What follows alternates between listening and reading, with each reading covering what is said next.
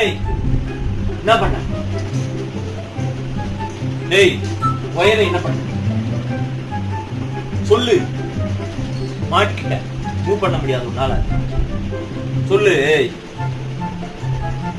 என்ன பண்ண? உட்காந்துட்ட நக்குனா நான் விட்டுருவேனா? ஏய் என்ன பண்ண? தப்பிக்கணும்னு நினைக்கிறியா? போவிட மாட்டேன். படிக்க பத்தியா விட்டோடனே ஓடுறதுக்கு தான் தலைவர் பாக்குறாரு. முடிச்சுட்டாரு